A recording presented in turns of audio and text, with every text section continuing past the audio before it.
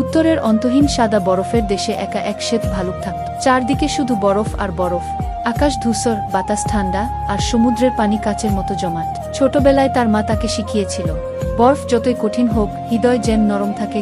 কিন্তু একদিন হঠাৎ ভয়ঙ্কর ঝড় এলো। আকাশ কালো হয়ে গেল, বরফের চাই ভেঙে যেতে লাগলো। সেই ঝড়ে সে তার মাকে হারিয়ে ফেলল। তারপর থেকে সে একাই। প্রতিদিন সে দূরের বরফের চাইগুলোর দিকে তাকিয়ে ভাবত, মা কি ওখানে আছে? কিন্তু উত্তর আসতো না, শুধু বাতাসের হাহাকার। সময়ের সাথে বরফ গলতে শুরু করল। যে বিশাল বরফের রাজ্যে সে বড় হয়েছে তা ছোট হতে লাগলো। শিকার কমে গেল, ক্ষুধায় কষ্ট পেত সে, তবু হার মানত না। একদিন সে দূরে একটা ছোট সিলছানাকে দেখতে পেল।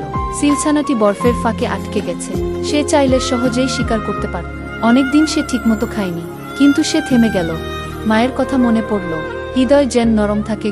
সে ধীরে ধীরে সিলছানাটিকে বরফের ফাঁক থেকে ঠেলে মুক্ত করে দিল। সিলছানাটি ভয়ে কাঁপছিল, তারপর দ্রুত সাঁতরে দূরে চলে গেল। সেই মুহূর্তে ভালুকটির পেট খালি রইল, কিন্তু বুক ভরে গেল। কিছুদিন পর আবার তীব্র ঝড় এলো।